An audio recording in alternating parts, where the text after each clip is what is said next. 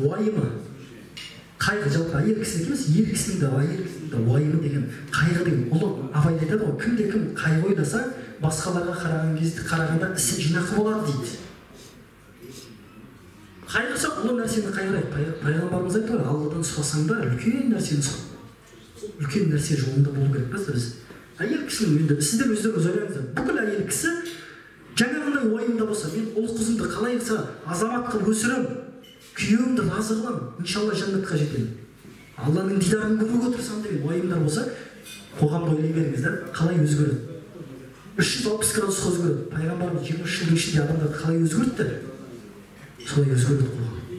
Бірақ сол өзгеру бізден басталады. Бір-бірімізге жәрдеммен басталады. Енді қараңыз, біздің өмірімізде қандай қайғылар бар екенін қарайық та, мысалы. Психолог мамандар айтады, подсознание деген нәрсе бар ғой. Зигмунд Фрейдтің бір айтқан сөзі бар, яғни ол ид, эго, супер эго бөледі, сананың түрлерін. Сананың түрлерін. Сол Зигмунд Фрейдтің айтып отқан мәселесі ол мендік концепция ғой, біздің недегі, біздің ислам шариғатында мендік концепция. Мен ол біз деген нәрсе ғой. Сол Зигмунд Фрейд айтады, адамның санасы мындай дейді жаңағыдай. Санасының үсті дейді, сыртқы жақ. Біз сыртқы ойлайтын санамыз. Ол айсбергтің беті сияқты подсознание түрінде жатыр. Сосын айтады, бүкіл жаңағыдай бала кездегі көрген депрессиясы, несі жаңағы ата-анасының тарапынан болған нәрсе ол ертең әсер етеді дейді. Сол подсознаниялық нәрселер. Жарайды, бұл жақсы, түсіндік. Енді осы подсознание арқылы бізде қайғылар болады. Қандай қайғы, білесіз бе? Қараңыз, мынандай оқиға болған. Бір элитада ерлі зайыпты, сондай бір элиталы адамдарда жаңағыдай. Жағдайлары жақсы, олардың жаңағыдай ішетін суының ыдысы стақаны. Күміс жалатылған, алтын жалатылған. Түсіне беріңіздер, да? Түсініңіздер ғой, жалпы. Қандай жағдайдағы адамдар. Сөйтіп жүрген кезде балалар оқып қалады. Дәрігерлер еді, балаңыздың өмір сүретін уақыты аз қалды дейді. Бітті депрессия, стресс басталады. Сөйтіп жүрген кезде әйел бір бөлмеде, күйеу бір бөлмеде жатып уайымдап жатыр. Сонда ерінің айтқаны, сол кезде дейді, мен ойыма мына нәрсе сап етті дейді. Мен сезіндім дейді да, мен сезіндім. Менің қайғым бір ғана қайғы емес, қайғының үстіне қайғы білмеймін, немене қайғы екенін білмеймін дейді да. Мен тым өзімді, тым қайғырып кеттім дейді. Көтерілмей қалдым дейді ананы. Сосын мен түсіндім дейді, менде білмеймін, дұрыс емес. Негізі Алла тағала өзі адамға сезім беріп қойған. Адам өзінің бұл өмірді немен қызмет етіп ұтып кететінін, қай жақты қандай потенциалмен ұтып кететінін, қандай іс жасаса Аллаға жағатынын, қандай іс жасап отқан кезде Алла тағала риза болып тұрған біледі, сезеді адам негізі. Оны сездірмейтін нәрселер бар. Ана 100 лет одиночества деген кітабы бар. Бразилдық жазушы. Есімді ұмытып қалдым. Оқыңыз жаңағы шетелдік әдебиет қой. Сол кезде жаңағы адамның жалғыздығын бүкіл тарихқа алып келген әдебиет ол Нобель сыйлығын алған кітап. Сол кезде адамның жалғыздығын күшті түсіндіреді сол жерде. Адамның мынау ішкі сезіміндегі жалғыздық. Ішкі сезіміндегі жалғыздық. Сағыныш бір нәрсеге деген. Оны мен бір жылдар оқыдым. Сосын мен ойладым. Жалғыздық деген қалай сезінуге болады бұл? Бұл не нәрсе? Сөйтіп бір күні мен Құранның мына аятымен жолықтым. Я айюхан нафсу мутмаинна ирджи'i иля роббики радияттан мардия деген аят бар, білесіздер ғой? Тынышталған нәпсі Раббыңа қалай разы болған күйде қайт дейді. Раббыңа разы болған күйде қайт. Қалай түсінеміз оны? Раббыңа разы болған күйде қайт. Яғни қараңыз, біз Аллаға деген бізде сағыныш бар екен, көкейімізде. Бірақ ол сағынышты біз бұзып аламыз. Күнә жасаумен, анау жасаумен, пайғамбарымыз айтты ғой, адам күнә жасаса жүрегінде қаратақ пайда болады дейді. сөйтіп ол жүректі өлтіреді дейді, ананы тәубемен кетірмесе, жасай берсе қарарақ тола береді, адамның жүрегі өледі, сезбейтін болады, естімейтін болады, көрмейтін болады, жүрек көрмейтін болады. Түсінесіз бе? Яғни Құранда айтады ғой, олардың көздеріне, жүректеріне, құлақтарына меңді басылған. Олар естімейді, көрмейді деген сөз емес, жүректері естімейді, көрмейді. Демек, осы сағыныш мәселесі. Бұл нәрселерді де біз сезеді екенбіз. Енді жаңа оқиғамыз оралды айтқан. Ана кісі айтып отыр ғой. Менің қайғым дейді да, сөйтіп мен сездім, сезу арқылы қазбаладым дейді. Қазбаладым деп әдемі айтып отыр да, қазбаладым дейді. Негізі бізде мынандай психологиялық бір кемшілік бар, ақталуды ұнатамыз. Сол себепті қияметте адам баласы мен бұны жасаған жоқпын деп ақталады. Сол кезде Алла Тағала сіздің аузыңызды жабады да, қолыңыз тіліңіз сөйлейді. Түсінесіз бе? Ақталу деген нәрсе бізде қалыптасып қалған. Өзімізді ақтауға тырысып. Ана кісі өзін ақтамаған. Яғни бұл жерден ғалымдар адам өзінің бүкіл проблемасын тапқысы келсе, өзін жұмыс жасаған кезде дейді, өзін ақтамасын дейді, қазсын дейді, түгел қазсын дейді, мойындатсын дейді өзіне. Мысалы, екі адам осы сұхбатта, анау не дейді, мынау не дейді. Сосын сұрайсың ғой, не болды сен? Жап-жақсы жүрген. Ана өзі ғой дейді жаңағыдай. Өзі деген нәрсе кетеді да, көрдіңіз бе? Бірақ мына жақтағы менде де бар деген мендік нәрсе тәкаппарлықты біз мойындай алмайтынбыз да, анаға болып отыр. Өзі мен емес, өзі. Егер біз өзімізді мойындатып қазбасақ, бұл жерде менің де тәкаппарлығым жатыр екен ғой дейсіз да. Түсінесіз бе? Сұстығандарға қазбаласын дейді. Сол ана кісі қазған, сол кезде оның жаңағы баласын мойындап отыр ғой, әрине баласын мойындап отыр. Баласын ойындаған кезде. Оқиғаның несінен аясына кетіп қалған жоқсыздар ғой. Кетіп қалдыңыздар ма? Жаңағы элитадағы екі адам, түсініңіздер ғой, балалар ауырып қалған, екеуі уайымдап жатыр. Уайымдап жатқан кезде жаңағы ер адам түсінген да, бұл уайым немене, бұл қайғы немене? Қайғы неден шығып жатыр? Қайғының дұрыс болу мәселесі шығып жатыр да. Яғни ана кісі түсінген да, сезген да, мен қайғым дұрыс емес. Подсознательно түрде түсінген мына жақтан. Сөйтіп оны қазбалаған кезде, оның уайымы, баласын уайымдаған әрине, оның уайымының үстінде мына уайымда қосылған ғой. Анау ертең анау, менің анау партнерім, өзіне де сол керек қой, табалайды-ау мен деп сырттай. Көрдіңіз ба? Ананың алдында масқара болды ғой. Бір баласы ауырып отыр, қараңыз да. Сол нәрсенің арасында арасылап отыр, көрдіңіз ба? Демек біз отбасылық мәселеде жалпы өзіміздің өмірімізде сыртқы факторларды кіргізбейміз. Біреуден ұялу, біреуден қысылу арқылы уайымдау деген. Сол айтады жаңағы кісі. Мен сол уайым арқылы білесіздер ме дейді. Мен балама, өмірден кетіп бара жатқан балама мейірімді дұрыс таныта алмадым ғой дейді. Неге өйткені ар жағында ана жақта ұстап тұр да, ертең айтады ғой. Өзіне де сол керек, мынандай болып деген сияқты. Сөздің болу баяғы. Бізде кейде өміріміздегі қайғылар осындай нәрселермен толықтырады негізі қазу керек та, байқасақ осындай нәрселер көп бізде. Сол себепті әйел кісі болсын, ер кісі болсын, қайғысы дұрыс болу керек, қайғысы таза болу керек. Сол кезде Абайдың айтқан жаңағы нәрсесі келеді. Шынайы қайғы ойлағыш, ойын ойнағыш адам басқаларға қарағанда іске тиянақты болады дейді. Енді сіздерде мына жерде тақта жоқ екен да, жаңа ана жақта тақта болған. Сіздерде қағаз бар ма қолдарыңызда? Қағаз, қалам? Мен айтам, сіздер арасында жазып отырыңыздар, иә? Пайда болады деп ойлаймын енді. Ер мен әйелдің кішігірім психологиясына тоқталып кетейік. Психологиялық негіздерге тоқталып кетейік. Бәрін емес.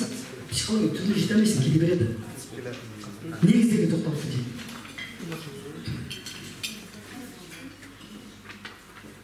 Алдыңыздар ма? Қағаздарыңызды?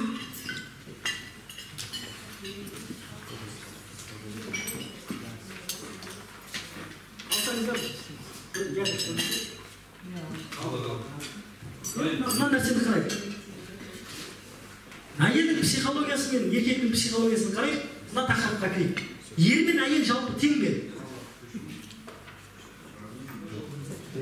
Өздеріңізге сұрақ қойыңыздар. Ер мен әйел тең бе? Сұрақ сіздерге. Жоқ дейді. Еркек алда дейді. Мына сіздер жеңіп қаламыз ба? Передний ведущий, да? А? Передний ведущий. Бұл әңгімені естігендерін демей қойсын.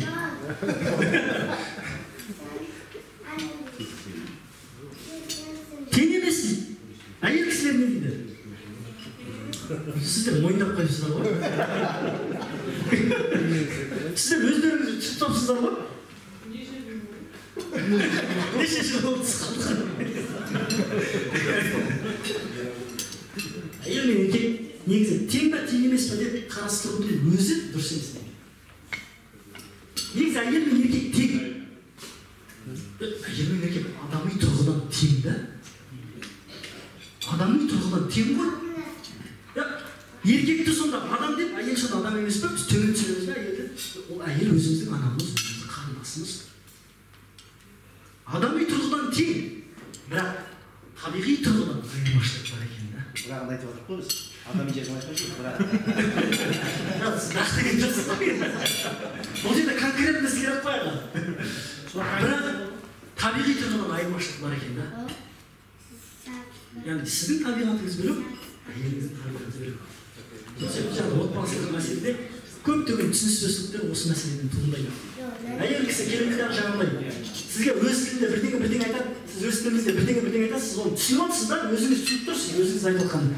Сосын әйеліңіз де түсініп тұр деп ойлайсыз да, ол кісі де солай да, бірақ ортада нәтиже жоқ та. Бір ағылшын мен француз өмірде өз тілдерінде сөйлеп отқан сияқты ғой. Бірақ түсініп отқан жоқ та. Бірақ өздері іштей ойлайды да, мен түсініп отқаным дейді да, мен түсініп тұрмын дейді, ол да түсініп тұр демек дейді. Және түсіну керек деген кейбір психология бар да, түсінсін, мен айтқан болу керек деген. Сол себепті түсінбеушіліктердің көп осы мәселелерде туындайды, құрметті ағайын. Енді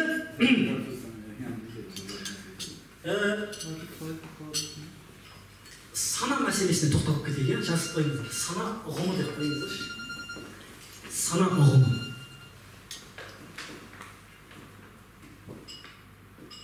Сана ұғымы. Сананы енді разум деген нәрсе ғой.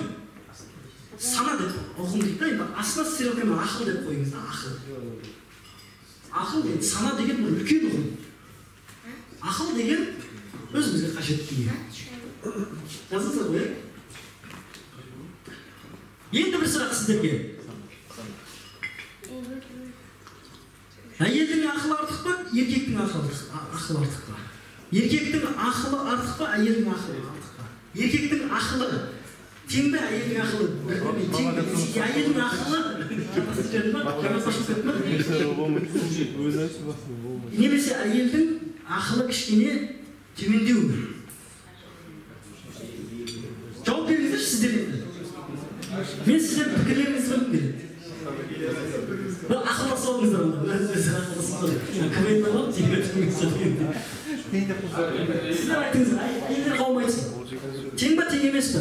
Ақылы тұрғыдан, адами тұрғыдан тең. Тең, табиғи тұрғыдан айырмашылық бар деді. Енді ақылы тұрғыдан алайық. Бүйткі біз сана ұғымын еді. Тең дейді мына кісі. Сіздер не дейсіздер? Әйел кісілер тең деп отыр. Теңізгісі келіп отыр, құрметті ағайын.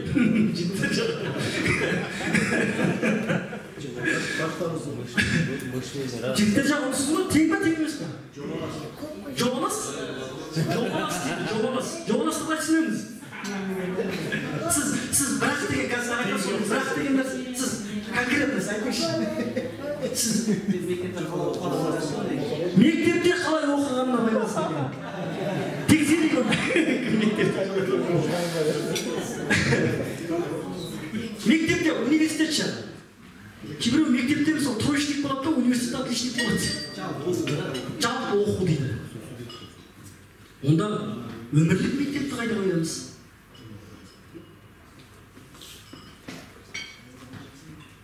Еркектер жақ жауап жоқ па? Бізде қалыптасып бола қоймайды ма? Әйелдер бір келді.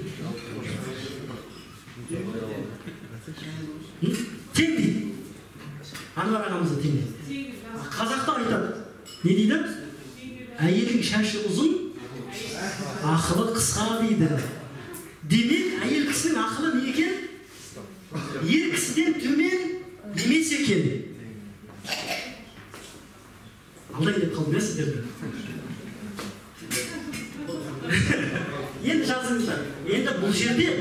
анықтау үшін факті керек қой бізге, факті керек. Біз бұлай сөзбен ғана бізге дәлел керек. Бірақ дәлел келтірші деп отырсыздар ғой маған. Бізде қазақ ұғым бар, иә, сана, сезім деген ұғым бар. Енді ақылдың астына сананың стрелка қойыңызда сезім деңіз. Сезім деңіз. Сезім. Сезім. Енді қараңыз. Әйел деген сөз жазып қойыңызда, астына ақыл деңізде сезімді кішкентай стрелкамен сезімді жақындатып қойыңыз әйелдің ақылына. Жақындатыңыздар ма? Ақыл деңізде, әйел деңіз, астына ақыл деңізде, сол ақылдың жанына прямо сезім жазып қойыңыз. Жанына кішкене ғана дефис болсын. Кішкене дефис болу керек. Еркек деңізде үлкен пробел қойыңызда сезім деңіз. Еркек деңіз, ақыл деңізде үлкен пробел қойып сезім деңіз. Қойдыңыз ба? Енді мына мәселеге келейік, қараңыздар. Енді психолог ғалымдар айтады. Ер адам дейді, көбіне ақылға жүгінеді. Көбіне ақылға жүгінеді. Сол себепті әйел адам көбіне эмоцияға жүгінеді. Көрдіңіз ба?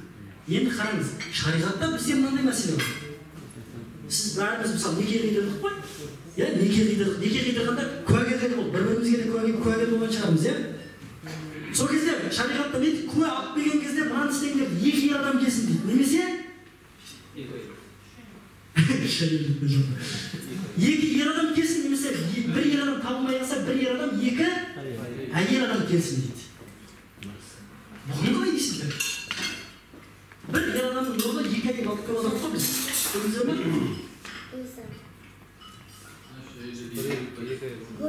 Әйелдерде сонда 50%-дан болып тұр ғой, ясыңдар. Санап шайықпен 10%, 50% деген. Енді бәрі, мынандай нәрсе, жаңа айттық қой, әйел көп мәселені эмоционалмен қабылдайды. Ақыл мен эмоция бірге оларда, яғни разум, чувство дейміз, оның жақын орналасқан екен да. Сол себепті әйелде аналық фактор жұмыс жасайды, аналық мотив жұмыс жасайды, түсініңіз ғой. Ер адам баламдан мақтап жүруі мүмкін, жылай бізге алып кетші маған болды деп. Әйел адам олай істемейді. Түн ұйқысын төрт бөледі. Сіз жасамаған нәрсені әйел адам істейді. Өйткені олар эмоциямен қабылдағаннан кейін мына жақта үлкен мейірім бар. Ер адам көбінесе ақылмен қабылдағаннан ол кез келген нәрсені байсалды қабылдайды екен да, байсалды ақылмен. Сол себепті шариғатта жаңағы некеге қатысты нәрседе мына нәрсені айтады екен да. Екі әйел адам некеге бір ер адам немесе екі ер адам немесе бір ер адам, екі әйел адам. Ар жағында хадистің жалғасында не дейді? Біреу ұмытса, екіншісі есіне түседі. Бұл жерде әйелдің ақылының кемдігін білдірмейді. Әйел адам бір мәселені эмоциямен қабылдайды да ұмытып кетуі мүмкін. Түсініңіз ғой? Эмоцияны мәселесі көрдіңіз, шариғат сіздің табиғатыңызбен еске санаса ақылдың кемдігі емес бұл кезде. Яғни эмоция мен ақылдың арасындағы алшақтық. Ер адамға әйелге жақындық мәселесі. Әйел адам эмоциямен қабылдайды да, ұмытып кетуі мүмкін. Сол кезде екіншісі есіне түседі. Ер адам байсалды. Енді оны өзіміздің өмірімізде практикада көріп жүрміз. Жалпы түсіндіре алдым ба? Түртіп алсаңыздар, бір жерге барған кезде бір әңгіме ретінде қызық болсын айтып бере саласыздар. Енді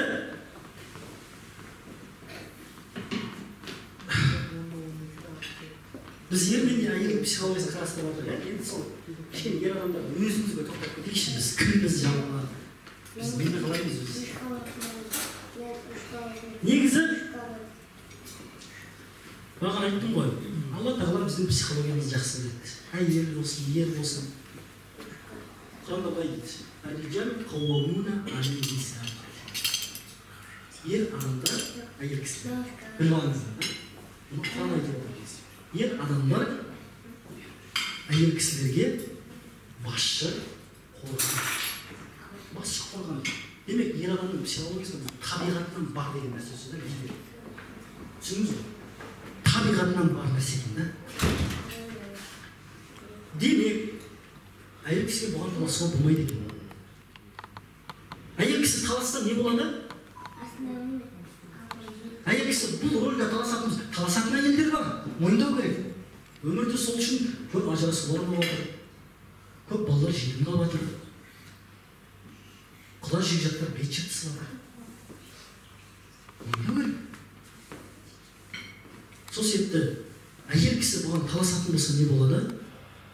Жағдай қиын болады. Бірақ таласатын әйелдер бар. Әйел, кейбір әйелдер бар. Потому что ер адамның басқаруы бүкіл әулеттің сол жерде.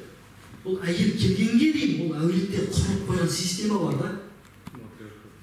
Ол жерде де, смотрящий адамдар бар, уже ене деген, ол жердің системасы отырған, ол жердің қазан ошағы, ана әйел келеді дағы, сол системаны бұзып өзінің системасын құрамайды. Проблема басталады.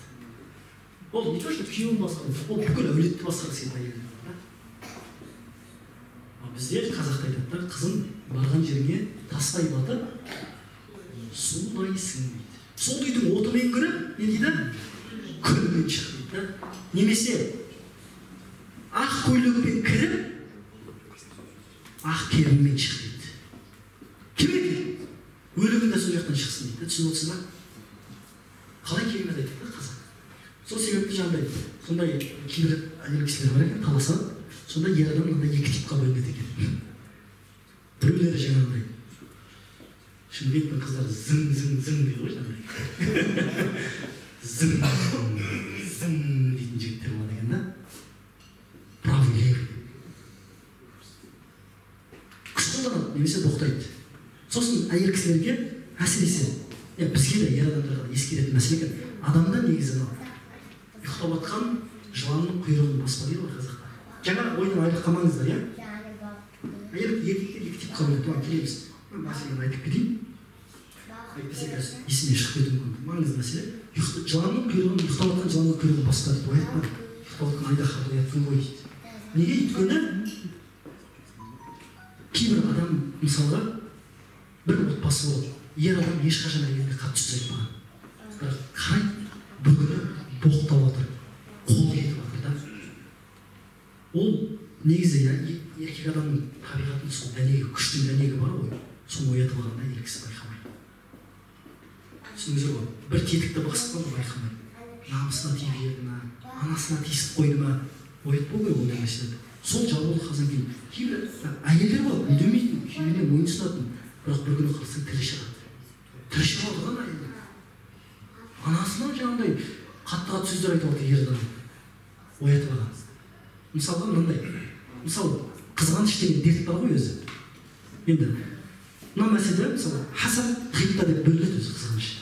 Хасад деген біреудегі артықшылықтың кетуін қалайсың да, өзіңде ғана болғанын қалайсың. Ғибта деген мұсылман адамда ғибта деген қызғаныш болады. Ол деген біреудегі нығметтің берекеге кенелгенін және де өзіңде де сондай болғанын қалайсың да. Бұл мұсылманда болатын қызғаныштың түрі. Бірақ жаңа хасад деген нәрсе, қараңыз.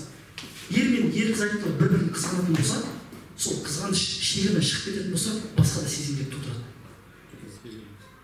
Жаңағыдай айғай, дауыс көтеру, сенімсіздік, үйде жаңағыдай ыдыс-аяқтың барлық нәрсені тудыра береді, көрдіңіз бе? Бірінен соң бірі инкубатор сияқты. Сол себепті жаңағыдай кейбір нелер болады, оятып алмау керек.